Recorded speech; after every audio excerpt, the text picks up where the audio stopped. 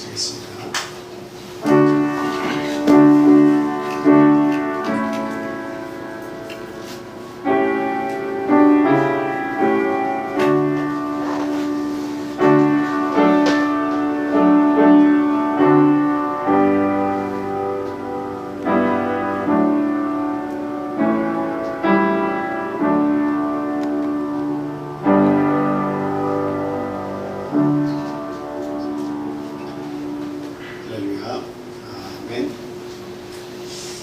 예수 그리스도 이름으로 안식일 예배 드리도록 하겠습니다. 다같이 찬송가 391장 하시겠습니다.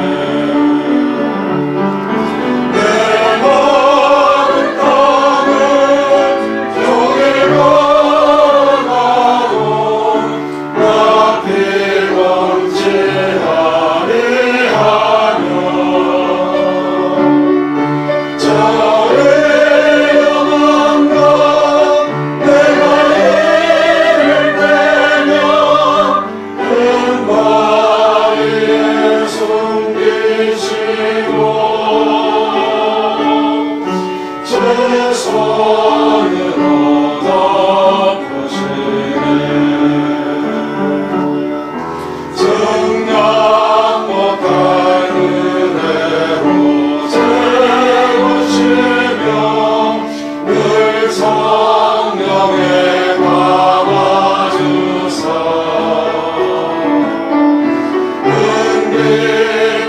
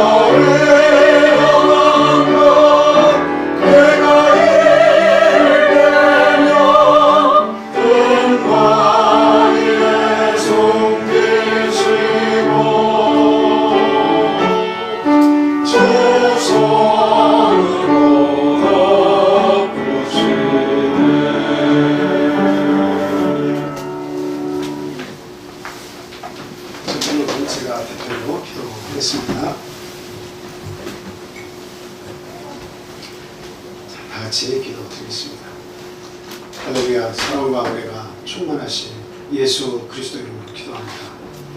하나님, 한 주 동안 저희 사랑하는 성도님들 가정에 함께해 주시고 육적으로나 영적으로나 부족함이 없이 하나님의 선하고 아름다우신 그 모든 계획을 저에게 주시고 그것을 이루게 하시니 감사합니다.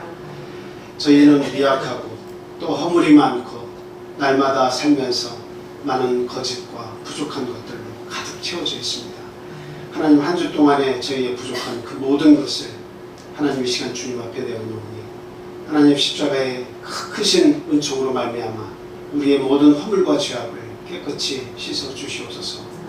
또한 온전히 하나님의 말씀을 통해서 저희가 새 힘을 얻고 온전히 그 말씀 붙잡고 한 주를 살아갈 수 있는 믿음의 백성이 될 수 있도록 하나님 이 시간 축복하여 주시옵소서. 하나님, 저희가 살다 보면 이 세상에 많은 좋은 것들, 많은 화려한 것들에 내 마음을 빼앗겨 주님을 뒷전으로 하고 살아갈 때가 참으로 많습니다. 하나님께서 당신의 생명을 이 땅에 내어주시면서 우리의 죄를 사해 주시고 당신의 자녀를 삼아 주셨음에도 불구하고 그 아름다우신 하나님의 사역을 잊어버린 채 우리들만의 삶을 이렇게 살아갈 때가 너무도 많습니다. 하나님, 당신이 우리를 위해서 많은 사랑으로 키워주셨음에도 쉽게 그 은혜를 잊어버리는 저희들, 참으로 주님 앞에 너무도 송구스럽고 죄스럽습니다. 하나님, 그런 저희의 어린 영혼들 하나님께서 이 시간 말씀으로 채워주셔서 더 단단한 믿음, 그리고 그 믿음이 굳건히 설 수 있도록 하나님 이 시간 저희에게 크신 은총 베풀어 주시옵소서. 또한 말씀 하나하나를 받을 때마다 마음속에 성령의 감동으로 말미암아 아멘 할 수 있도록 하나님 담대한 믿음을 허락해 주시옵소서. 아멘. 또한 이 말씀을 통해서 저희들이 어떻게 앞으로 나가야 할지를 바로 알 수 있는 그런 지혜의 하나님의 자녀가 될 수 있도록 이 시간 또한 인도해 주시기만을 간절히 원합니다. 아멘. 하나님, 우리의 사랑하는 가족들이 참 이곳에 함께 모여 예배드릴 수 없는 안타까운 부분들이 있습니다. 하나님, 어디에 있든지 우리의 가족들 한 사람 한 사람 그 영혼을 불쌍히 여겨주시고 그가 하나님을 알든 모르든 간 하나님 그 영혼을 꼭 붙잡아 주시길 원하고 그 영혼들이 주님 앞에서 구원받을 수 있는 기회를 꼭 주시기를 예수 그리스도 이름으로 감사하며 기도합니다.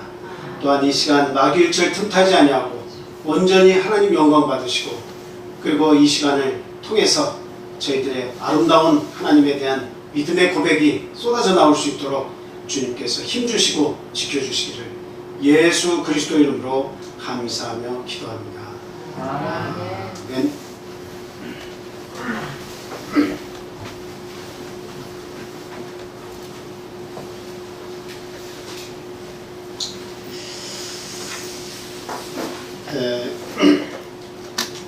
예수 그리스도 이름으로 하나님 말씀 전하겠습니다.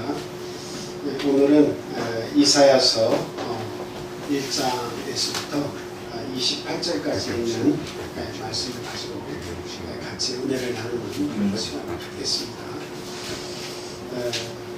오랜만에 우리 큰아들 할머니 수련이가 1절부터 좀 큰 소리로 마지막까지 한번 읽어주시기 바랍니다. 유다와 요시야와 요담과 아하스와 히스기야 시대의 아모스의 아들 이사야가 유다와 예루살렘에 관하여 거두되시라. 하늘이여 들으라, 땅이여 귀를 기울이라. 여호와께서 말씀하시기를 내가 자신을 양육하였거늘 그들이 나를 자극하였도다. 소는 그 임자를 알고 나귀는 그 주인의 구유를 알건대 알건만은 이스라엘은 알지 못하고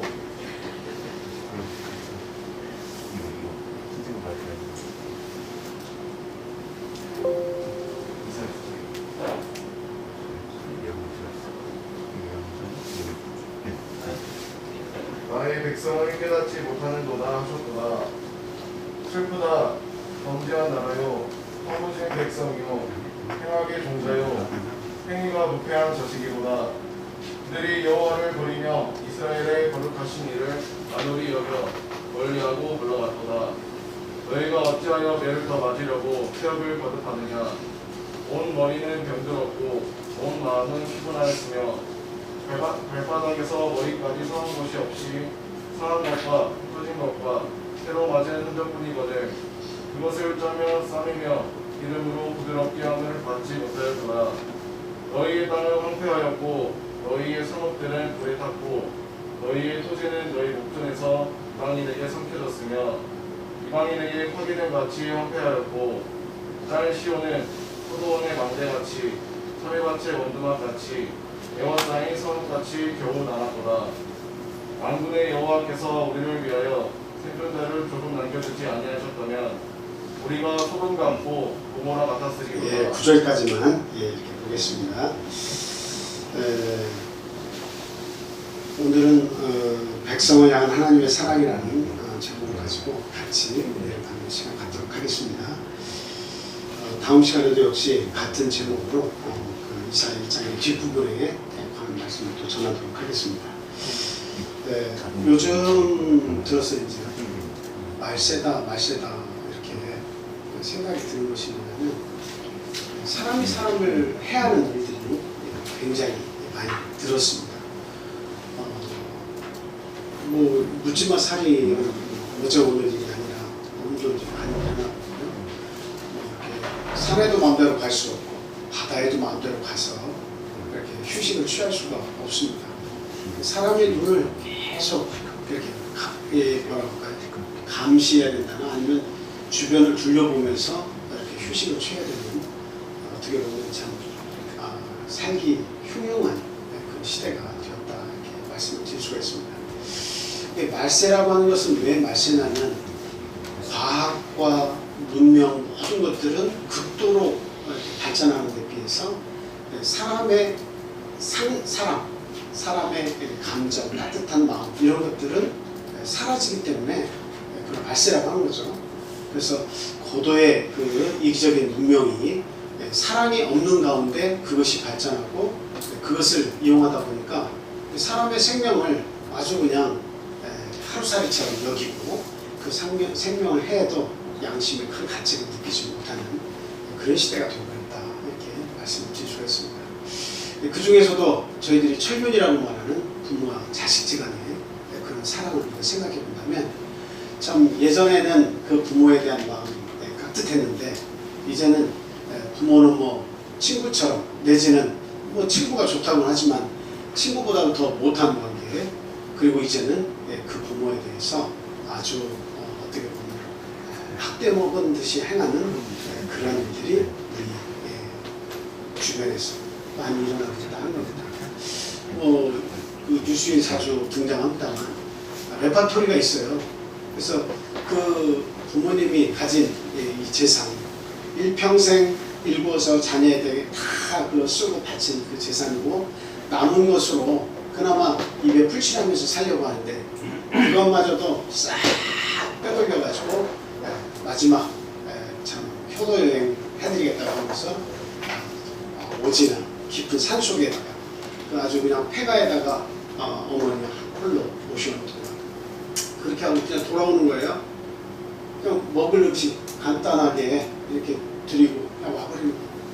그리고 심지어는 해외여행 시켜드린다고 모든 돈을 다 빼앗은 다음에 그 아버지 어머니를 그 연로하신 분들을 그 해외에다가 모셔놓고 식사하는 자리에서 잠깐 어디 갔다 온다고 해서 부부가 싹 빠져나가서 아예 더 오도 가도 못하는 그런 상황을 만들어 놓고 그리고 이제 본인들은 잘 먹고 잘 살고 그리고 어떻게 주소지를 찾아서 이 부모가 자식을 찾아서 경찰을 대동해서 가서 문을 두드리니까 그런 부모를 우리는 둔 적이 없다고 아주 그냥 눈을 딱 감고 얘기하는 그런 자녀들의 모습을 봅니다.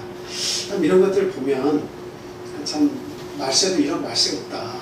근데 이 세상이 정말 마지막을 향해서 가고 있구나 그런 생각을 저희들이 해봅니다. 성경은 저희들에 대해서 참 이런 비슷한 내용에 대해서 저희들에게 이야기를 해주고 있습니다. 저희들도 그런 사건을 대할 때마다 안타깝다. 그래도 나는 그 사람보다 좀 낫다. 이런 생각을 좀 하면서 참 부모에 대해서 나는 그래도 이렇게 하고 있다. 이렇게 생각을 이렇게 하는 경우가 좀 많이 있죠. 그런데 성경은 영적인 이스라엘 백성 우리를 포함해서 유대 나라에 대해서 이렇게 오늘 말씀에 이렇게 평가를 하고 있다는 사실입니다. 그래서 오늘 이 말씀을 잘 들어보시고 과연 내가 이 육신을 가지고는 주변에 있는 사람들에게 흠잡힐 일이 없다 할지라도 과연 하나님과 나 사이의 관계에서 그 신앙의 문제에 있어서 과연 나도 어떤 잘못 가운데 하고 있고 그 속에 있는가 하는 것을 우리 스스로가 한번 조용하게 생각을 해보면 좋겠습니다. 먼저 이 첫 번째 드리고자 하는 말씀은 무엇이냐면 그 유다의 죄악상입니다. 유다의 죄악상.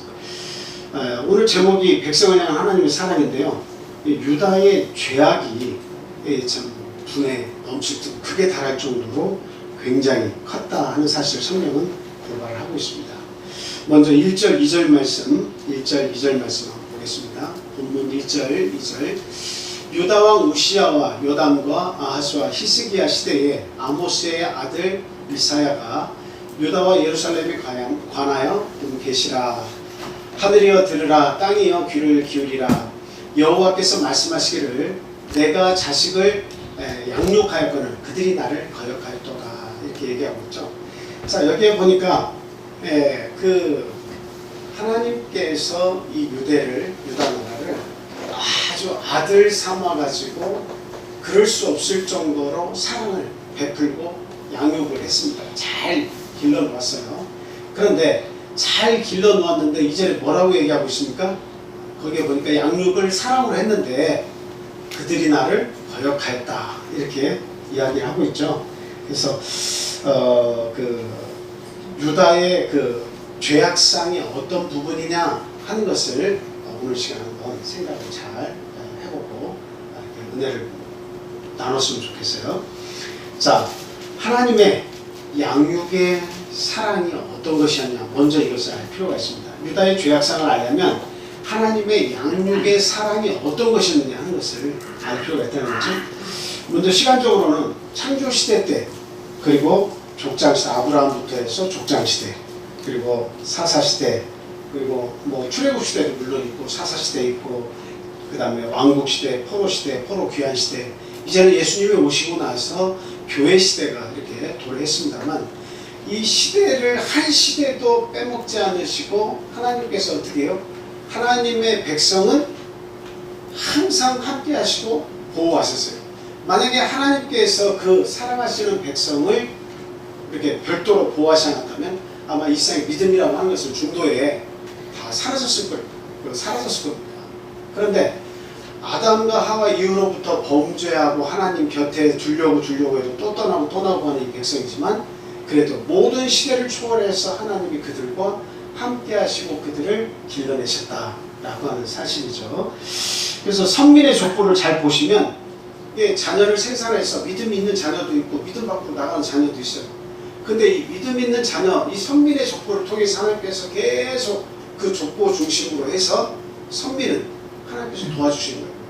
그 다음에 예수 그리스도 오시고 나서 이 교회 시대에는 영적인 이스라엘 백성들, 유대 나라가 예수 그리스도를 메시아로 받지 않으니까 이제는 이방인의 사도 바울 사도를 들어 쓰셔서 이방의 복음을 전파하셔서 오늘날 우리들에게까지 이 복음이 전달이 되었습니다. 그래서 오늘 이 교회 시대에도 하나님께서 우리를 선민의 족보에 넣어주셔가지고 우리를 양육해주고 계신다라고 하는 사실이에요. 여러분들은 내가 왜 교회에 나오는 걸 가지고 내가 어떻게 하나님이 나를 어떻게 키워주셔 이렇게 생각할지 모르겠습니다만 그러나 보이지 않는 가운데 항상 여러분들 곁에서 함께 하시며 따라다니시며 여러분의 가장 그 고통스러울 때 어려울 때 그때마다 여러분의 마음을 지켜주신 분은 우리 인간이 아니라 바로 하나님이시다 하는 사실입니다. 그래서 우리가 믿음을 가지고 조금만 돌아보면 하나님이 저 멀리 계신 것이 아니라 가장 가까운 곳에서 나와 매일 함께 하신다는 것을 우리가 고백하지 않을 수 없습니다. 그래서 이 시대를 불문하고 우리 하나님은 우리를 양육하시며 영원토록 우리와 함께 하신다라고 하는 사실입니다. 그리고 공간적으로도 생각을 해보면 에덴 동산, 방주, 그리고 이집트, 안에서 75명의 이 야곱과 그 자녀들이 그 애굽에 들어갔을 때도 마찬가지죠. 그 애굽에서도 함께 하셨어요. 그 다음에 광야에서 성막시대, 성막을 짓고 사는 그 장소에서도 항상 하나님의 뜻이 나타나고 하나님의 사랑이 선포되었다라고 하는 사실입니다. 그 다음에 가나안에 들어가서 어떻습니까? 그들과 전투에서 그 모든 패역한 자들의, 우상 숭배하는 자들의 땅을 하나님께서 다 당신의 백성들에게 그 땅을 나눠주셨죠. 그리고 먹고 입고 사는데 부족함이 없도록 해주셨다라고 하는 사실이에요. 그리고 오늘날도 마찬가지입니다. 저와 여러분들이 살고 있는 이 교회, 이 성전, 그리고 더 나아가서는 장차 우리에게 주어질 영원한 천국에서까지도 이 장소적으로도 하나님은 우리를 떠나신 적이 없다. 시간적으로도 함께 하시며 우리가 비행기에 있든지 배에 있든지 아니면 어떤 상황에 놓여 있든지 간에 하나님은 눈동자같이 우리를 놓치지 않고 따라다니신다 하는 겁니다. 여러분 비둘기, 독수리가요. 독수리가 그 자기의 새끼를 날게 하도록 이렇게 교육을 시키잖아요. 그것도 하나의 양육 방법이겠죠. 이게 어느 정도 때가 이르면 그 높은 둥지에서 이 자기의 새끼를 떨어뜨립니다. 떨어뜨리면 어떤 일이 발생을 해요? 발목이 꺾이거나 날개가 부러지면 그 먹이 운동을 하지 못해서 결국은 죽을 수밖에 없어요. 그러니까 도태되는 거죠. 못 움직이면, 어딘가가 고장이 나면. 그런데 이 부모가 그 새끼를 둥지에서 떨어뜨리는 이유가 있어요. 왜냐하면 나르라는 건데 만약에 못 날 때는 어떻게 되는 거죠? 손살같이 이 부모 독수리가 내려가가지고 그것을 아니면 등으로 안습니다. 아니면 이렇게 손으로 짚든지 둘 중에 하나로 떨어지는 자기의 새끼를 몸소 그 생명을 딱 잡는다는 거죠. 만에 하나라도 그 실수하면 어떻게 되는 거예요? 만에 하나라도 그 실수하면 어떻게 되는 거예요? 자기 자식을 잃는 거잖아요. 그럼에도 불구하고 그렇게 하는 이유는 뭐냐면 결단코 부모는 그 자식을 어떻게 해요? 놓치지 않는다라고 하는 사실이에요. 그것을 너무도 확실히 자기가 그걸 믿고 이 새끼를 날 수 있을 때까지 그것을 반복적으로 떨어뜨려서 혼자 날 수 있어서 조용히 착지할 때까지 어때요? 그것을 받고 또 올려놓고 받고 올려놓고를 반복을 한다라고 하는 사실입니다.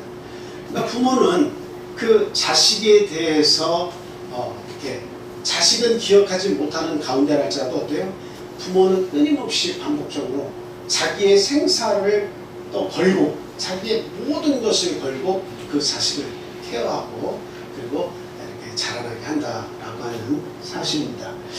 그래서 우리 하나님은 시간적 공간적 어떤 개념을 통해서도 모든 공간과 시간에서 우리 사랑하는 자들을 하나님께서 도우시고 그 생명을 하나님께서 지켜주신다는 사실입니다. 자, 이 양육의 표현, 참 성경에서는 어떻게 우리가 얘기하고 있습니까? 먼저 에덴 동산에서는 하나님이 어떻게 아담과 하와를 사랑해 주셨어요? 범죄에서 쫓겨날 수밖에 없는 처지에 이르렀지만 하나님께서 그 죄의 수치를 가려주셨습니다. 그래서 한 짐승을 잡아가지고 어떻게 해요? 그 가죽을 벗겨가지고 그 가죽으로 옷을 해서 아담과 하와를 입혀주셨어요. 고작 인간이 상상한 건 뭐예요? 자기의 죄가 드러나고 자기의 수치를 보게 됐을 때 그 수치를 가리려고 노아가 입을 엮어서 치마를 해입었다라고 하는 정도입니다. 그것은 일시적이죠. 또 이게 햇볕에 마르고 그것이 부서져 내리면 또 해입어야 됩니다. 하나님께서는 그 고통을 아시는 거예요. 인간은 그 수치를 가리기 위해서 매번 하루, 이틀, 사흘 지날 때마다 언제 이것이 부스러져서 내 수치가 드러날까 이것만 고민하게 되죠. 그런데 하나님께서 한 짐승의 생명을 버리시고 당신이 얼마나 참 아름답게 창조한 피조물입니까? 그 한 짐승을 죽이셔서 그 인간의 죄를 가려주시기 위해서 피를 내시고 그 가죽으로 옷을 해 주셨다라고 하는 사실이에요. 이게 죄인 된 아담과 하와를 케어하시고 양육하신 하나님의 사랑의 표현입니다. 그 다음에 이제 출애굽 시대에는 하나님께서 성막을 지으셔가지고 그 성막 중심으로 살게 하시면서 속죄 제사라고 하는 것을 법을 주셨죠. 그래서 짐승을 잡아서 그 짐승을 죽이고 그리고 하나님께 드림을 통해서 어떻게 해요? 속죄의 의식을 갖도록 그렇게 하셨습니다. 그것은 백성이 거룩하지 아니었고 끊임없이 반복적으로 인간은 죄 가운데 있을 수밖에 없다는 것을 하나님은 너무도 잘 아셨어요. 그래서 그 인간의 반복적으로 행해지는 무수한 그 죄들을 어떻게 해요? 한 마리의 양, 한 마리의 송아지 이런 짐승들을 잡아가지고 참 자기의 죄를 전가하고 안수해서 전가하고 그리고 친히 그 목을 찔러서 피를 내서 그 짐승을 잡을 때마다 자기의 죄의 모습에 참혹한 모습을 보도록 그렇게 하셨어요. 그래서 하나님께서는 그 짐승을 대신해서 생명을 취하시면서 인간의 부족한 것 같은 허물과 죄를 가려주신 거고 그런 법을 만들어서 운용하셨다라고 하는 사실입니다. 그 다음에 이제 신약 때 와서는 예수 그리스도께서 십자가에 대신 뭘로 죽으신 거예요? 이제는 영원한 속죄물로 오셔가지고 대신 죽어주신 거죠. 그래서 참 모든 인간이 예수 그리스도 안에 들어오기를 원하는 모든 자들은 그 십자가의 예수 그리스도를 믿기만 하면 그 속죄의 양의 보혈의 은혜가 그 사람에게 끼쳐지게 되어 있어요. 그래서 그 모든 자기 자신의 원죄와 본죄 그리고 앞으로도 우리의 연약한 육체에서 나타날 수 있는 모든 허물과 죄에 대해서까지도 그 단 한 번의 제사를 통해서 우리의 모든 죄를 속해 주셨다라고 하는 사실입니다. 참 이렇게 죄인을 구속해 주셔서 우리를 자녀 삼아 주셨을 뿐만 아니라 육적으로 먹고 입고 마시고 거치하는 모든 은혜를 우리에게 그 혜택으로 주시고 그리고 영적으로 영원한 하나님의 나라를 상속할 수 있도록 허락해 주셨다라고 하는 사실입니다. 그러니까 우리의 그 어떤 삶을 보면 죽어 마땅하고 영원한 불못에 떨어져야 마땅한 우리의 죄인임에 불구하고 하나님께서 우리를 향해서 베푸신 양육의 사랑이라고 하는 것은 그것은 이루 말할 수 없을 정도로 크고 넓고 높다라고 하는 사실입니다. 저희들이 우리 부모님의 사랑을 참 그렇게 아주 높고 푸른 하늘을 비하면서 어머님의 사랑보다 더 큰 것은 없다고 이렇게 얘기합니다. 부모의 사랑보다 더 큰 것은 없다고 얘기합니다. 그런데 우리 부모님의 사랑을 생각해 보면 나를 이 땅에 있게 해주고 또 내가 오늘 이 자리에 설 때까지 참 손이 부르트도록 열심히 일하셔서 그 모든 사랑을 그냥 다 쏟아 부어주신 것 그건 맞죠. 그 은혜는 무엇으로 갚을 수 없을 겁니다. 그런데 하나님의 은혜 이 땅에 예수 그리스도로 오셔서 십자가에서 그 고통의 죽음을 당하시면서 온 인류의 죄를 사해 주신 그 사건을 우리가 생각한다면 이것은 우리 육적인 부모의 사랑을 피할 바가 또 못 되는 것입니다.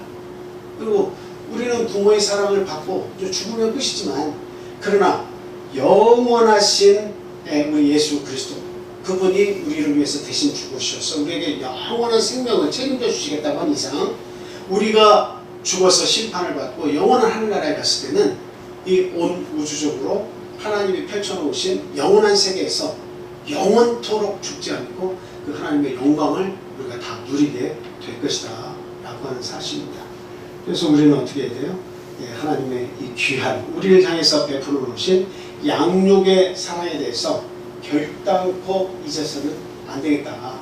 그리고 더불어서 거역해서는 안 되겠다라고 하는 말씀을 드립니다. 자, 그 유다의 죄악상을 얘기한 하나님의 사랑을 먼저 얘기했고 두 번째로는 그 안에서 하나님을 거역한 유다의 모습을 우리가 한번 볼 필요가 있습니다. 2절 후반부부터 4절까지 한번 보도록 하겠습니다. 자, 여호와께서 말씀하시기를 내가 자식을 양육하였거늘 그들이 나를 거역하였도다. 소는 그 임자를 알고 나귀는 그 주인의 구유를 알건만은 이스라엘은 알지 못하고 나의 백성은 깨닫지 못하는도다 하셨도다. 슬프다 범죄한 나라여 허물진 백성이요 행악의 종자요 행위가 부패한 자식이로다.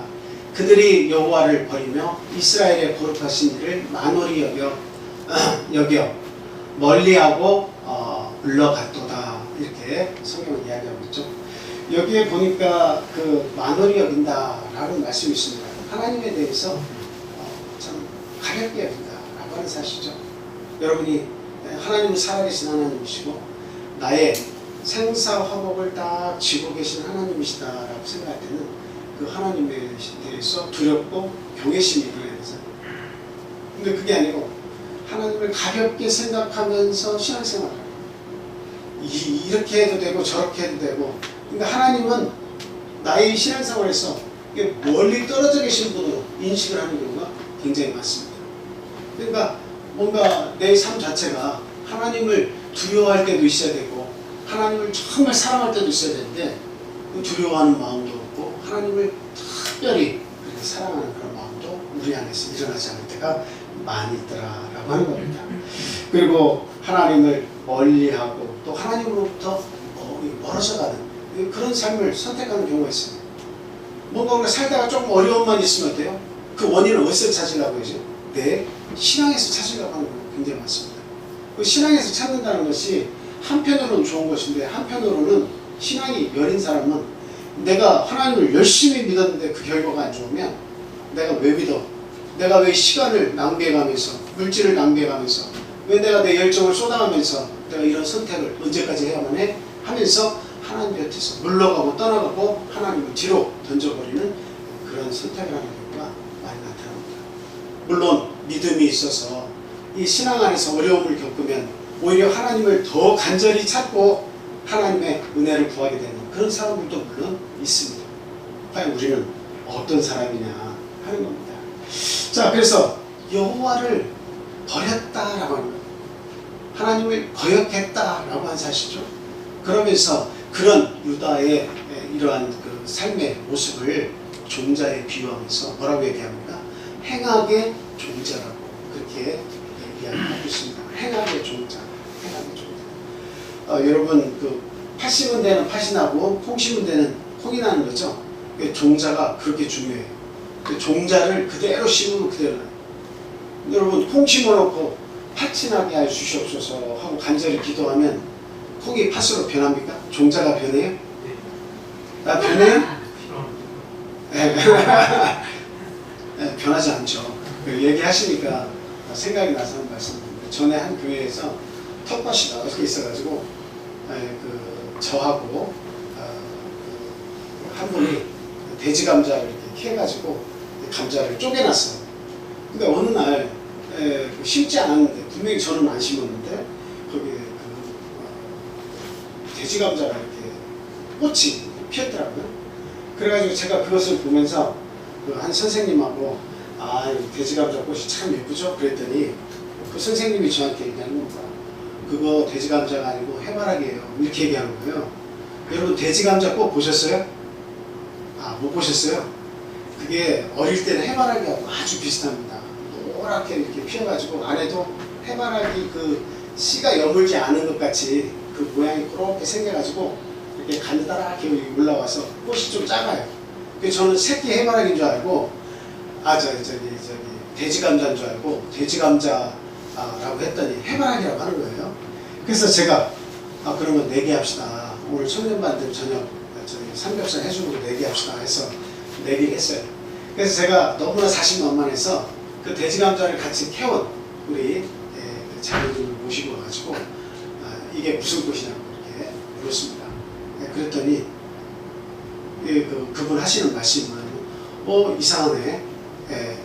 분명히 돼지 감자를 심었는데 해바라기가 피었네. 이렇게 얘기하시는 거예요. 그러니까 저 모르게 그 돼지 감자를 잘라가지고 거기다 심어 놓으신 거예요. 근데 그것은 안 나고 해바라기가 났더라고요. 너무 놀랍죠. 여러분 돼지 감자를 심었는데 해바라기가 날 수 있어요, 없어요?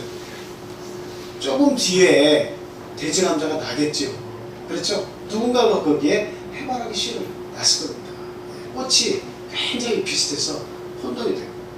그래서 그때 참 삼겹살을 이렇게 내서 맛있게 먹은 기억이 있습니다. 항상 사람이 무엇으로 심든지 그대로 거두리라는 갈라디아서 6장의 말씀과 같이 심는 대로 다 거둡니다. 우리가 물고구마 심어놓고 채가 기도해도 방고구마가 되잖아요. 아무리 기도를 열심히 해도 종자는 안 바뀌어요. 그런데 참 놀랍게도 그리스도 안에서는 뭐가 가능하다는 거예요? 종자가 변해질 수 있다는 거예요. 종자가 바뀔 수 있다는 거예요. 우리의 죄악이 표범에 얼룩덜룩한 그 검은 반점처럼 이게 털을 깎으면 맨살이 나와서 표가 잘 안 나지만 그 털이 또 자라면 검은 반점이 또 자라나죠. 그래서 그것을 없앨 수 있습니까? 없습니까? 검은 반점? 없앨 수 없습니다. 우리의 죄악도 역시 너무도 추하고 너무도 더러워서 우리의 죄악을 어느 누구도 대신하고 그 죄악을 지울 수가 없습니다. 그러나 하나님께서는 분명히 얘기하십니다. 우리의 죄악이 분홍 같을지라도 주홍 같을지라도 진한 붉은 피같이 우리의 죄악이 너무도 선명할지라도 하나님께서는 그 죄악을 어떻게 하실 수 있다고 얘기합니까? 흰눈같이 희게 하실 수 있다고 분명히 말씀하고 있습니다. 그래서 우리는 못하지만 우리 인간 스스로는 나의 죄에 대해서 어떠한 방어도 어떠한 지원도 우리가 할 수 없지만 하나님께서는 할 수 있다. 그래서 우리의 이 종자도 바꾸실 수 있는 분은 누구밖에 없어요? 하나님 한 분밖에 없다라고 하는 사실입니다. 그런데 왜 하나님께서 이 유대 나라에 대해서 왜 행악의 종자라고 그렇게 말씀하셨느냐 하는 겁니다. 왜 행악의 종자라고 그렇게 말씀하셨습니까? 자, 다 같이 이사야 5장 1절에서 7절 말씀 한번 보겠습니다. 이사야서 5장 1절에서 7절입니다. 이사야서 5장. 자, 나는 내가 사랑하는 자를 위하여 노래하되 내가 사랑하는 자의 포도원을 노래하리라. 내가 사랑하는 자에게 포도원이 있으며 심이 기름진 사내로다. 땅을 파서 돌을 제하고 극상품 포도나무를 심었도다. 그 중에 망대를 세웠고 또 그 안에 술틀을 짰도다. 좋은 포도맺기를 바랐더니 들포도를 맺었도다. 예루살렘 주민과 유다 사람들이 구하노니 이제 내 포도원 사이에서 사리를 판단하라. 내가 내 포도원을 위하여 행한 것 외에 무엇을 더할 것이 있으랴. 내가 좋은 포도맺기를 기다렸거늘 들포도를 맺음은 어찌됨이고 이제 내가 내 포도원에 어떻게 행할지를 너희에게 이르리라. 내가 그 울타리를 걷어 먹힘을 당하게 하며 그 담을 헐어 짓밟히게 할 것이요 내가 그것을 황폐하게 하리니 다시는 가지를 자름이나 복을 돋우지 못하여 찔레와 가시가 날 것이며 내가 또 구름에게 명하여 그 위에 비를 내리지 못하게 하리라 하셨으니 무릇 만군의 여호와의 포도원은 이스라엘 족속이요 그의 기뻐하시는 나무는 유다 사람이라. 그들에게 정의를 바라셨더니 도리어 포악이요 그들에게 공의를 바라셨더니 도리어 부르짖음이었도다. 지금 이 내용을 이렇게 잘 보시면 이스라엘의 이 포도원은 이 유대 나라에 하나님께서 보실 때 하나님을 기뻐하시는 백성이라고 이렇게 이야기하고 있습니다. 그런데 이 포도원에 있는 이 포도원들은 모든 이스라엘 백성인데 그 백성들을 무엇에 하나님은 비유했습니까? 극상품 포도나무. 그 종자 자체가 극상품 포도나무라고 그렇게 이야기를 하고 있다라고 하는 사실. 그런데 극상품 포도나무인데 하나님께서 그렇게 사랑하시고 좋은 열매 맺기를 바라셨는데 거기에다가 물도 주고 비도 내리게 하시고 햇빛도 온도도 맞춰주시고 다 하셨는데 나중에 시간이 다 지나고 보니까 온전한 사랑을 다 베풀어서 그렇게 양육시켜줬더니 어떤 것을 맺었어요? 들포도를 맺었다라고 하는 사실입니다. 이것이 행악의 종자예요. 좋은 것을 좋은 종자로서 출발을 시켰는데 들포도를 맺은 그 원문에 그 들포도라고 하는 것은 악취가 나는 그런 열매라고 그렇게 해석을 할 수 있는 단어를 쓰고 있습니다. 악취가 났다.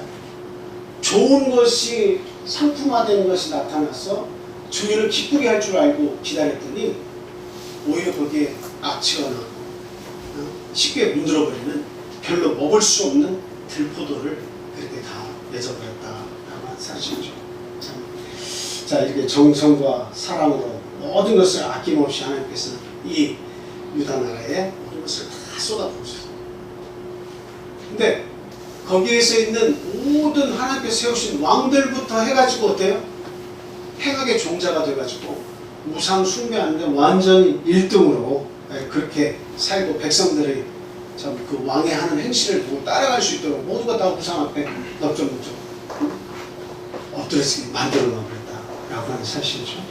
그리고 제사장이나 참 어떻게 보면 그 유다 나라의 어른이라고 하는 장로들, 그런 종교적으로서의 어떤 그 어른의 위치에 있는 이 많은 사람들이 그 가증한 제사의 남발로 하나님을 실망시켰다라고 하는 사실입니다. 자, 우리 이사야 1장 10절에서 14절 말씀 한번 보겠습니다. 이사야 1장 10절에서 14절. 자, 우리 다 같이 한번 읽겠습니다. 시작. 너희 소돔에 가는들아 여호와의 말씀을 들을지어다. 너희 고모라의 백성이 우리 하나님의 법에 귀를 기울일 것이다. 여호와께서 말씀하시되 너희의 무수한 재물이 내게 무엇이 유익하노? 나는 순양의 번제와 살찐 짐승의 기름이 배불렀고 나는 수송아지나 어린 양이나 숫 염소의 피를 기뻐하지 아니하노라. 너희가 내 앞에 보이러 오니 이것을 누가 너희에게 요구하였느냐? 내 마당만 밟을 뿐이니라. 헛된 재물을 다시 가져오지 말라. 분향은 내가 가증히 여기는 바요 월삭과 안식일과 대회로 모이는 것도 그러하니 성에 아울러 악을 행하는 것을 내가 견디지 못하겠노라. 내 마음이 너희의 월삭과 정한 절기를 싫어하니 그것이 내게 무거운 짐이라. 내가 지기에 공비하였느니라. 하나님께서 그냥 마구잡이로 짐승의 제사를 막 가져오는 거예요. 마구잡이로 그냥 웃으면서 그 짐승을 이렇게 가져와서 죄를 안수한다고 하고 목을 찔러서 피를 내면서 내 죄가 속해졌다고 하고 그런 모습들을 반복적으로 보는데 하나님께서 하신 말씀이 있어요. 뭐라고 얘기하고 있습니까? 내가 너무도 무겁다. 너희들이 나에게 나오는 예배, 월삭, 매월 초에 있는 그 모임, 그리고 모든 절기의 안식일, 그 다음에 규례의 안식일, 이런 모든 행사 때마다 나에게 나오는 모든 너희의 모습이 난 너무 버겁다. 너희들 그렇게 하지 마라. 난 너희들의 그 짐승을 바쳐서 너희들의 그 기름이며 이런 재물이며 나는 그거 받지 않는다. 냄새만 풍길 뿐이다. 냄새만 풍길 뿐이다. 그리고 내 마당만 밟을 뿐이다 라고 이야기를 하고 있습니다. 그러니까 이 유대의 죄악은 뭐예요? 지도자들이 타락을 하고 백성들이 함께 같이 타락을 해요. 하나님께 드리는 제사가 없는 게 아니에요. 제사가 있어요. 하나님께 드려지는 제사가 많으면 많았지 줄지는 않습니다. 그러니까 대단한 어떻게 보면 옆에서 보면 열정이 있는 것처럼 보입니다. 그런데 하나님은 말씀하시기를 냄새가 난다. 내 마당만 밟을 뿐이니까 아예 내게 오지 마라. 더 이상은 너의 짐을 받지 않겠다라고 얘기하는 거예요. 그럼 왜 그렇습니까?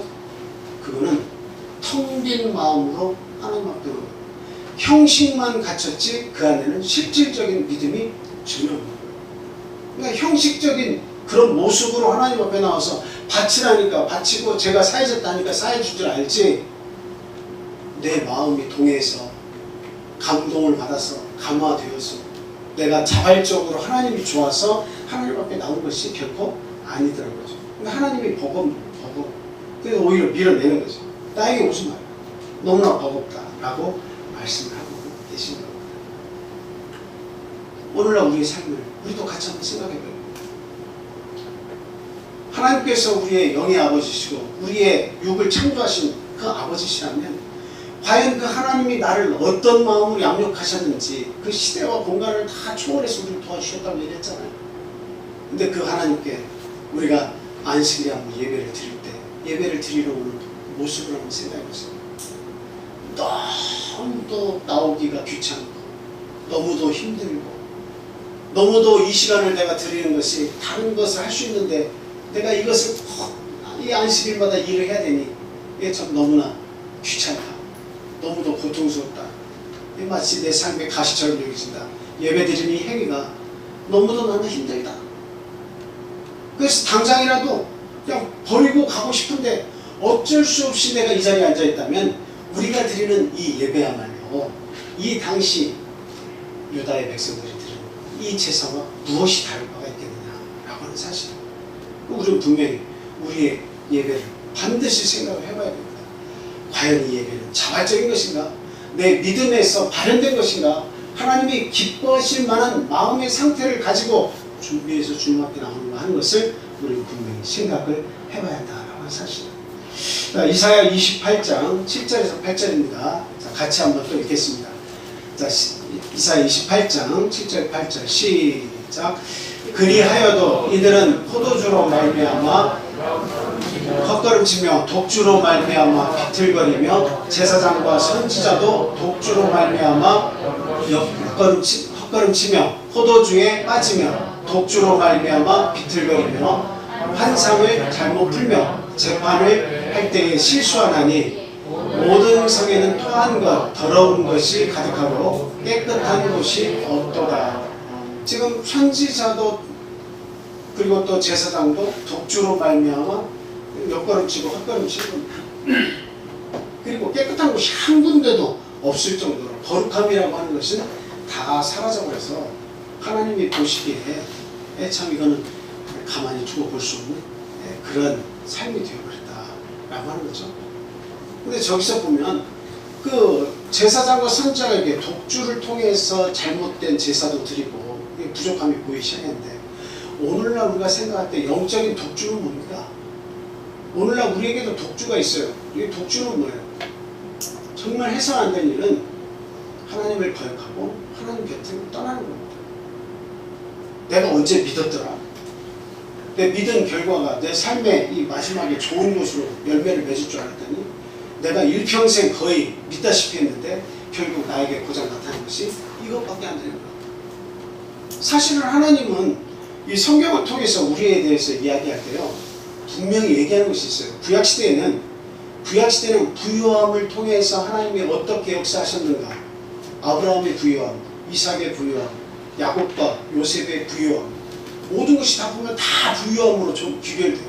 그래서 부유함에 대해서 하나님의 큰 축복을 받았구나 하는 것을 성경은 다 얘기해 주고 있습니다. 그런데 여러분 참 이상하게도 예수님이 오신 뒤 신약시대에 딱 오면 실체가 오셨잖아요. 구약은 그림자, 비유에 해당한다면 실체인 예수님이 오신 다음에는 하나님의 축복을 받은 것은 육적으로 얼마만큼 그가 부유해졌냐 얘기하지 않습니다. 오히려 그 반대로 하나님 그 마음의 축복을 주신다고 하는 이야기를 많이 하고 있어요. 천국은 어디에 있다고요? 여기 있다 저기 있다. 그게 아니다. 어디? 우리의 마음속에서 이루어진 것이다. 부유하게 됐다고 해서 그가 천국을 경험한 것이 결코 아니다 라고 이야기하고 있습니다.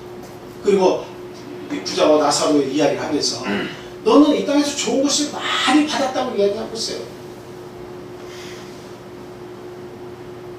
결국 부유한 것이 우리 믿음을 통한 결과물이라고 얘기하는 것은 결코 아니라는 거죠. 그리고 그 누가복음 12장이니까 거기에서도 이렇게 보면 그 부자에 대한 이야기 하죠. 오늘 밤 내가 막 소출이 풍성하니까 창고도 더 늘려야 되겠다 하고 이렇게 둥 두드리고 배 부르니까 이런 사람 부자에게 하나님께서 하신 말씀은 오늘 밤 내가 내 영혼을 취한다치자 네가 모은 그 모든 것이 누구의 것이 되겠느냐고 그렇게 묻고 있습니다. 그리고 성경에 이렇게 쭉 보면 바울사도 이야기해 말세의 재물을 쌓았도다 이렇게 하고 있습니다. 그러니까 이 예수님 오신 이후의 시대에는 재물 자체가 믿음의 척도가 되는 것은 결코 아닙니다. 물론 하나님께서 믿음을 잘 간수해서 하나님 일을 잘 할 수 있는 사람에게는 얼마든지 재물을 베풀 수가 있습니다. 그러나 이 거지 나사로처럼 내가 가난하다 할지라도 이 하나님의 나라가 천국이 내 마음 가운데 임해서 그것을 지키면서 살아가는 자에게는 하나님의 믿음의 축복, 천국의 축복을 그에게 넉넉하게 주시는 것이다 하는 겁니다. 그래서 가증한 제사 남발로 하나님을 이렇게 실망시킨 선지자와 제사장이 유대에 있었던 것처럼, 그래서 그게 멸망의 원인이었던 것처럼 오늘날 우리 교회 시대에도 어떤 사람이 있을 수 있다는 거예요.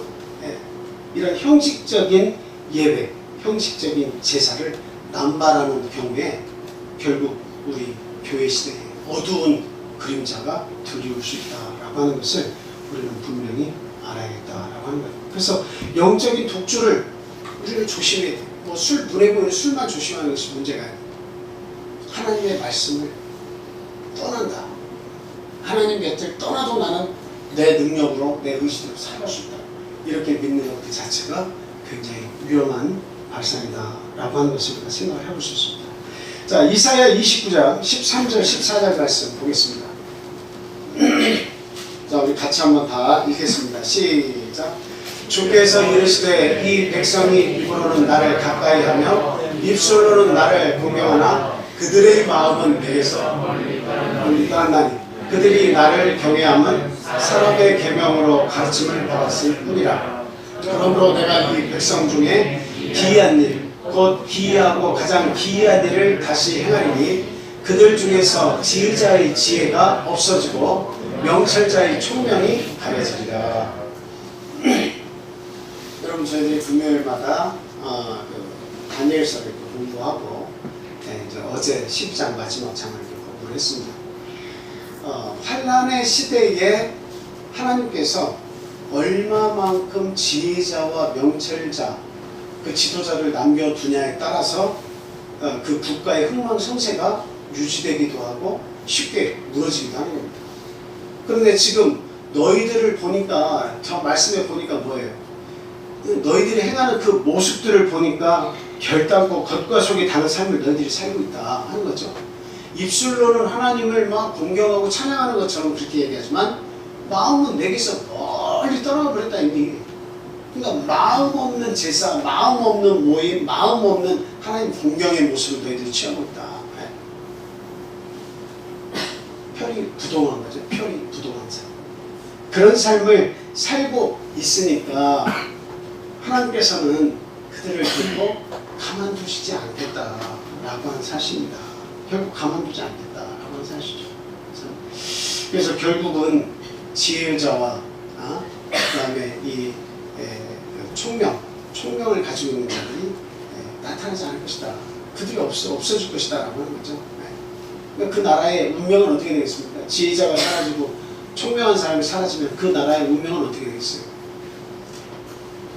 마따디아와 같은 하나님의 율법을 정말 사랑한 자가 마지막까지 자기의 5 자식들에게 같이 믿음으로 호소해서 우리가 이 이스라엘을 지켜나가자. 안티오쿠스 에피파네스와 같은 그런 시리아의 왕이 우리나라에 쳐들어와서 이 나라를 짓밟고 헬라화를 조장하고 헬라의 나라의 문명을 퍼뜨려가지고 우리 민족의 어떤 고유한 하나님 중심 사상을 무너뜨리고 민족 말살 정책을 지금 취하고 있는 때 우리만큼이라도 이들과 맞서 싸우자 하는 이런 지혜자와 총명자가 있어야 그 나라의 문명이 조금이라도 명명이 유지가 되는 거예요. 하나님께서 그것을 걷어가시겠다. 오늘날 여러분과 저희 가정을 생각할 때 하나님을 믿는 믿음의 가장이 없으면 여러분 어떻게 되겠습니까? 여러분의 가장에 믿음이 없어. 가장이라고 하는 것은 꼭 남편만 이야기하는 것이 아닙니다. 때로는 믿음에 똑바로 서 있는 사람이 남편이면 남편이 가장이지만 믿음의 가장이지만 아내가 될 수 있고 자식이 될 수도 있어요. 근데 이 믿음의 가장이 중심이 흔들려서 믿음을 놓아버리면 그나마 믿음을 조금이라도 붙들고 있을 때는 간당간당 우리의 자녀들도 그래도 교회를 한 번씩 나오고 했는데 믿음의 가장이 믿음의 줄을 딱 놓아버리는 순간부터 어떻게 되는 거예요? 그 집은 와르르 믿음이 다 무너져 버립니다. 네.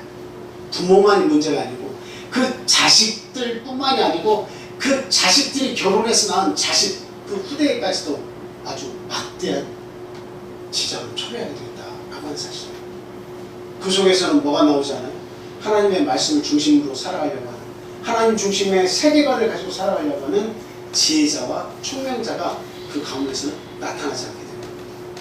이거 참 안타까운 일이죠. 내 가문에서 믿음을 가진 지혜자와 총명자가 나타나지 않는다는 것, 이것은 너무도 두려운 일입니다. 눈 좀 다 뜨세요.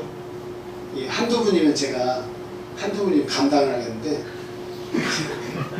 제가 설교한 제가 너무나 참 민망스럽네요. 절반이 정도 계신 것 같은데 하나님 말씀이 조금 딱딱하죠?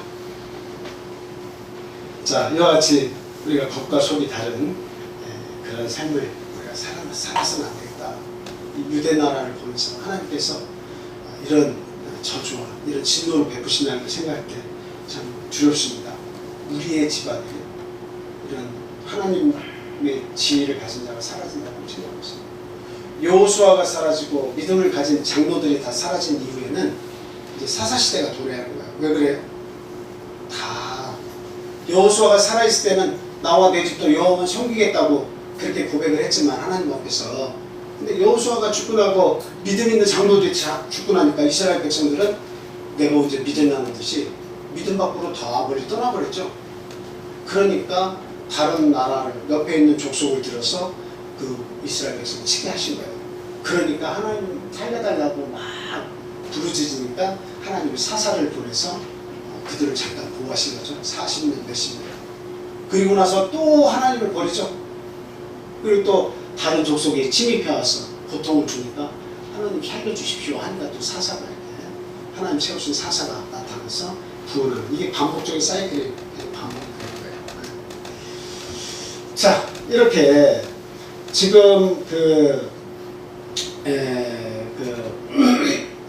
하나님을 거역한 유다는 하나님을 이렇게 버렸죠. 등 뒤로 버리고 만홀히 여기고 그리고 멀리 떠나가고 물러가고 이렇게 됐습니다.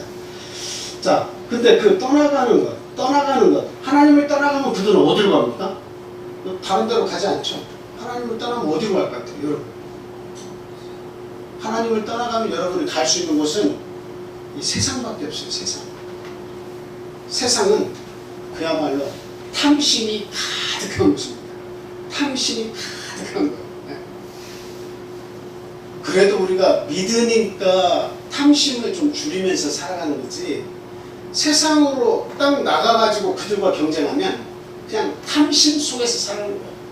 뺏지 않으면 내가 잃어버리고, 어떻게 해서든 내 거를 지켜야 되고, 어떻게 해서든 미안하지만 어때요? 상대를 밟고 올라가야만 나의 미래가 창창한 거예요. 그냥 세상은 욕심 없이 살아가는 자는 반드시 짓밟히게 돼 있고, 욕심이 없는 자, 탐심이 없는 자는 그냥 저 밑바닥에서 헤맬 수밖에 없다라고 하는 사실. 그래서 이 하나님의 곁을 멀리 떠났다고 하지만 떠남과 동시에 어디에 마음을 이 이스라엘 유대 백성들을 뒀을까요? 그것은 우상의 마음을 두고 그들을 그 우상을 섬기게 됐다라고 하는 사실. 오늘 본서의 배경을 1장 1절, 이사야 1장 1절에 이렇게 보니까 유다 왕 우시야부터 이렇게 얘기하고 있죠. 그리고 여기에 요담, 그리고 또 그 뒤에 보면 히스기야도 나오고 히스기야 아들 므낫세도 나옵니다. 근데 지금 이렇게 보니까 이 므낫세까지 이 왕들의 모양을 이렇게 잘 보면 이 유대의 왕은 그런 대로 착한 구석들이 좀 많이 있어요. 근데 이스라엘의 왕들은 대부분이 정통성이 없기 때문에 계속 왕을 죽이고 그 왕위를 찬탈하고 이런 것들이 굉장히 많고, 우상을 대놓고 섬겨요. 이스라엘 왕은. 근데 유다 왕 중에는 착한 왕도 있지만 그 이스라엘 왕 못지않게 우상 1등으로 섬긴 그런 왕들도 이 유대 나라에 있었어요. 그러니까 결국은 이 유대 나라가 하나님 앞에 혼이 나는 그런 이유 중에 하나는 하나님을 떠나서 우상을 섬겼다는데 그 원인이 있다. 그것을 우리가 알 수가 있어요. 역대하 33장 1절에서 25절까지 한번 보겠습니다. 역대하 33장 먼저 1절에서 7절까지 우리 정용숙 집사님께서 한번 좀 읽어주세요. 1절에서 7절입니다.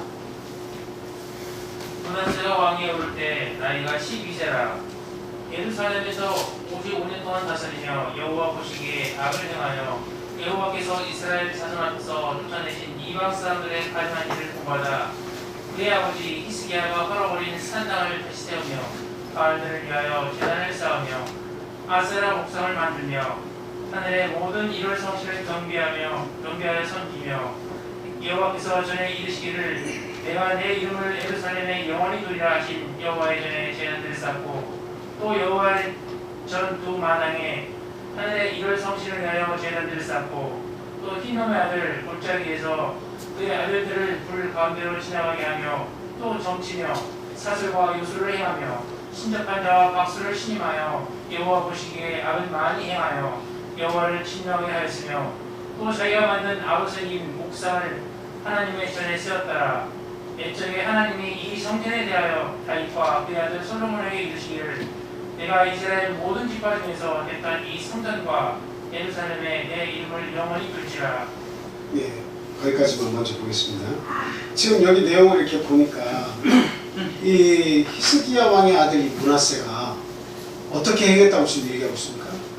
아버지께서 산당을 다 산에서 제사드린 이방 우상들을 섬기는 그 산당들을 싹 다 제거했는데 그것을 다시 다 재건해요. 이 아버지가 목숨을 걸고 한 일에 대해서 그것을 거역해가지고 다시 세운다고 하는 것은 결코 쉬운 일이 아닙니다. 그 반발도 굉장히 많을 수가 있죠. 그런데 그런 반발이며 뭐며 관계없이 그 산당부터 다시 다 복귀를 시켜요.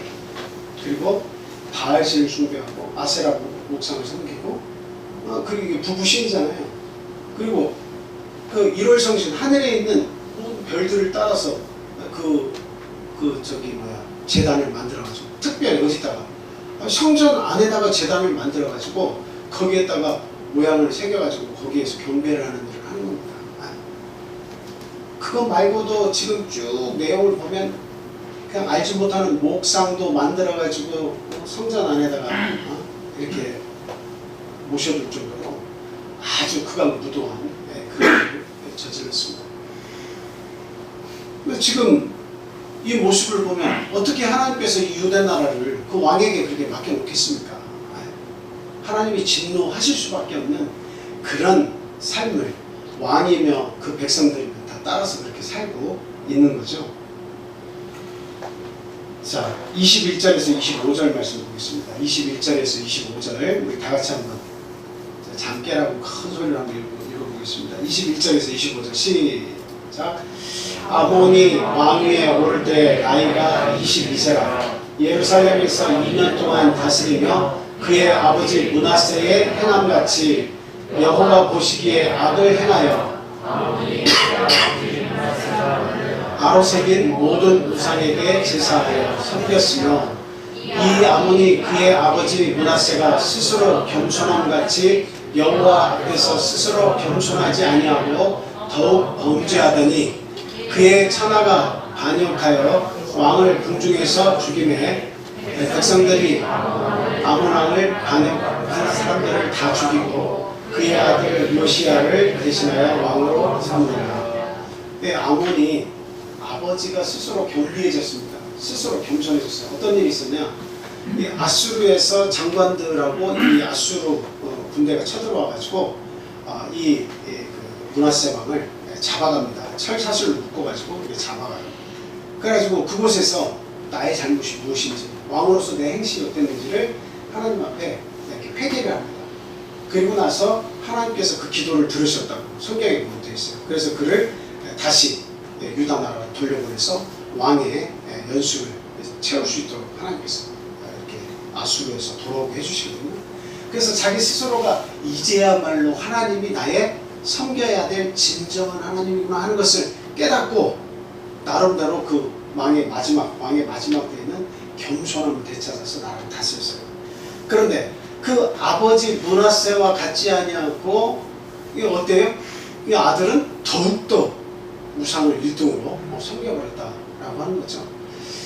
참 이와 같이 참 중심을 잡지 못하고 지혜가 없어서 그 자녀를 제대로 가르치지 못하면 우리가 믿음에서 지금 얘기하는 겁니다. 이 세상에서 얼마나 성공했냐, 잘 먹고 잘 사냐 그 문제를 얘기하는 게 아니에요.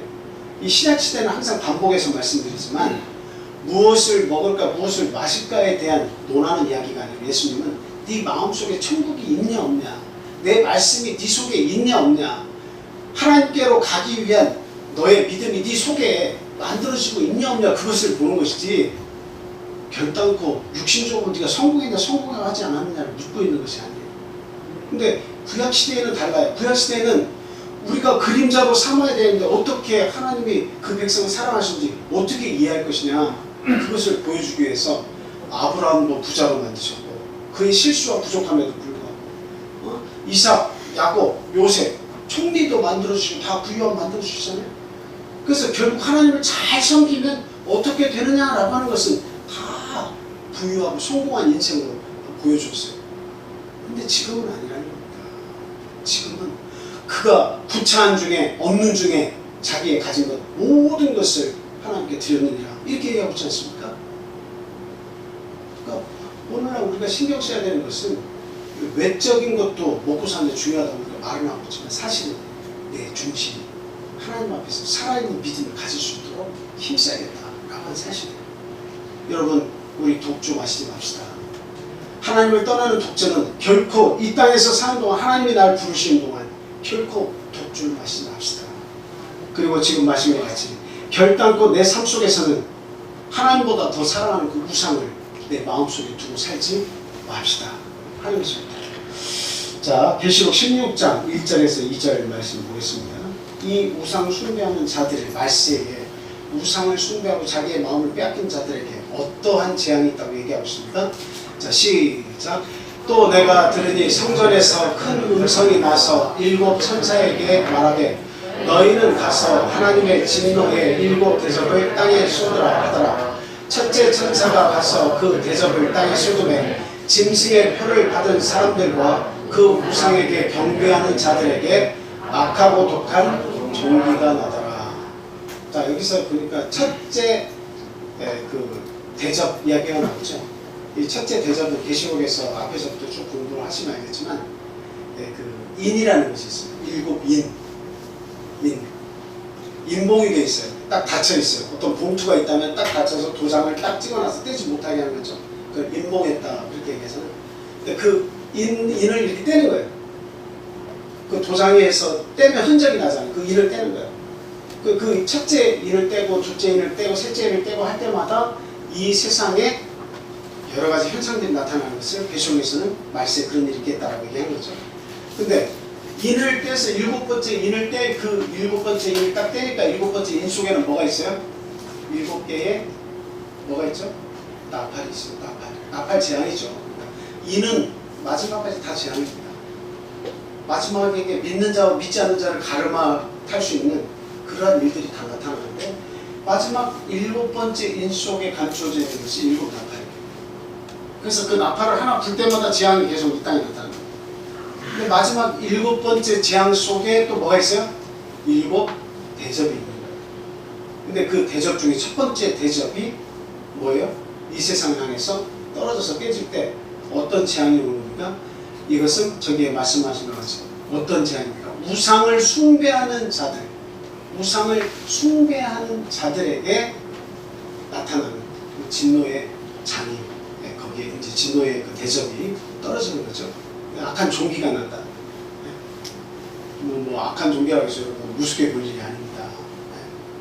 그냥 그 누구예요? 그 욕도 악한 헌대가 났을 때 그냥 그 정수리까지 발끝에 정수리까지 성한 곳이 하나도 없을 때 아주 죽기를 사모했죠. 진짜 죽는 것이 더 낫다고 여길 정도로 고통스러웠습니다. 우상을 숭배하는 것은 하나님 기뻐하시지 않는다라고 하는 사실이에요. 자, 그래서 성경은 우리에게 분명히 우상을 섬기지 말라고 그렇게 이야기하는데 우리가 눈으로 볼 수 있는 금, 은, 동, 철, 목석으로 만든 그런 우상만 있는 것이 아니라고 성경은 이야기하고 있어요.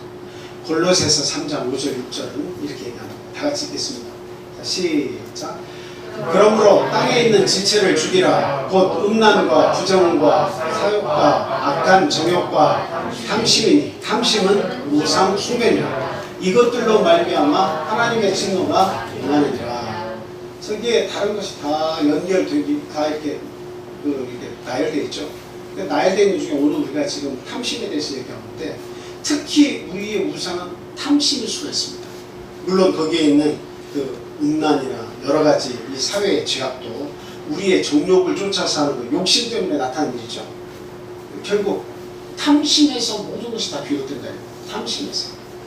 탐하는 마음. 이 세상에서 모든 것이 다 탐하는 거 아니에요?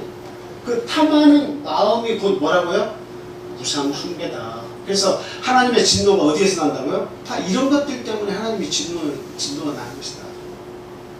그래서 탐심을, 우리 믿는 사람들은 탐심을 줄여나가야 돼요. 욕심이 너무 크면 그거 잃고 나면 허망함 그 자체입니다. 제가 여러분들에게 여러분의 자녀들에 대해서 얘기합니다. 여러분의 자녀들이 건강하고 신앙생활을 잘하는 것이 축복인 줄 믿으시기 바라요. 하나님을 멀리하고 하나님을 등 뒤로 버리고 이 세상에서 성공하는 것, 그것이 진정한 성공이 아니라는 거죠. 지금은 내가 누리는 영광이 내 자식으로부터 올 수 있고 내 남편의 성공에서 올 수도 있습니다. 내가 참 영광스러울 수 있어요. 근데 나중에 다 세상 마지막 때 하나님 날 부르실 때가 되면 내가 이 땅에서 사는 동안 성공을 했냐 못했냐, 내 자녀가 좋은 직장을 가졌냐 안 가졌냐, 이것이 중요한 게 아니에요. 마지막 때는 내가 하나님 앞에 어떻게 갈 것이냐, 뭘 가지고 갈 것이냐, 하나님은 나를 기뻐 받아주실 것이냐, 아니면 내가 너를 도무지 모른다라고 하실 것이냐, 그게 중요한 거예요. 네. 그러니까 참 저희들 이 탐심을 이 땅에서, 세상은 우리가 죽을 때까지 탐심을 가지라고 아마 욕을 할 겁니다. 그 우상숭배에서 우리는 벗어나야겠다 하는 말씀을 드립니다. 자, 로마서 13장 13절에서 14절 말씀 보겠습니다. 자, 시작. 낮에와 같이 단전히 행하고 방탕하거나 술 취하지 말며 음란하거나 호색하지 말며 다투거나 시기하지 말고 오직 주 예수 그리스도로 옷 입고 정욕을 위하여 육신의 일을 도모하지 말라. 육신의 욕심을 도모하지 말라는 이야기예요. 이게 육신의 욕심을 도모하지 말라. 세상은 욕심 없으면 못 산다고 얘기했죠. 그렇다고 해서 하나님께서 분명히 말씀하십니다. 내가 널 굶기겠냐. 빈들의 핀 백합화를 봐라. 솔로몬이 가진 그 영화보다도 이 한 꽃에서 나타난 하나님의 양육과 보호하심이 더 특출하다고 이야기하고 있어요. 그러면서 하물며 너희 일까 보냐, 가만두지 않겠다. 너희들이 나를 위해서 열심히 마음과 목숨과 뜻을 다해서 나를 섬겨주면 내가 이방인들이 구하는 거 내가 다 너희들 구하지 않아도 다 주겠다. 그리고 플러스 정말 영원한 하나님의 나라, 가장 큰 이 사랑을 너에게 보여주겠다라고 하는 사실입니다. 자, 그래서 지금 하나님을 등뒤로 버려서 우상을 섬긴 이런 모습 때문에 결코 하나님의 사랑을 받을 수 없는 유다 그 나라를 볼 수가 있었습니다. 물론 지금 15절, 17절 저 뒤에 가면 사랑이 없어지고 악행을 행한다고 하는 그런 내용도 있습니다만 그것은 다음 시간에 말씀을 드리도록 그렇게 하겠습니다. 자, 여기에 있는 그 말씀을 통해서 우리가 결론을 져서 말씀을 드리면 하나님께서 우리에 대한 양육의 뜨거운 사랑, 하나님의 계획, 그것을 가지고 우리에게 그것을 계속 베풀어주고 계신다라고 하는 거죠. 그래서 우리는 하나님의 그 양육하심을 거역해서 하나님을 떠나가, 그의 몸된 교회를 떠나가 하나님의 말씀을 가볍게 여기거나 그리고 세상의 들포도를 맺는 그런 일은 결탄코 없도록 해야겠다 하는 말씀을 맺는 말씀으로 드립니다. 우리 함께 다 같이 기도 드리겠습니다. 하나님은 우리의 허물에도 불구하고 우리를 가장 아끼고 사랑하십니다.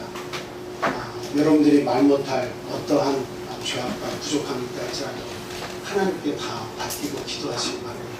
하나님은 그거를 다 당신이 맡아서 품어주시고 해결해 주십니다. 예수 그리스도의 보혈의 은혜를 바라보고 나를 위해서 십자가를 지신 하나님을 항상 우리가 생각하고 그 하나님을 사랑해야 되겠습니다. 그 큰 믿음을 이 시대에 저에게 주십시오. 또한 저희 부모 세대뿐만 아니라 우리 자녀 세대, 우리 후세대에도 그 믿음이 변치 않고 전달될 수 있도록 우리 가문을 하나님 축복해 주십시오. 기도해야 되겠습니다. 이 나라 이 민족이 참 허황된 그런 죄악에 빠져서 참 어떤 고통 가운데 세어나지 못하는 일이 없도록 하나님 그 지도자들이 하나님을 두려워하게 하시고 그리고 모든 백성들이 하나님의 뜻을 하나님을 두려워할 수 있는 그런 백성들이 또 되게 해주시라고 다 함께 기도해 주시기 바랍니다.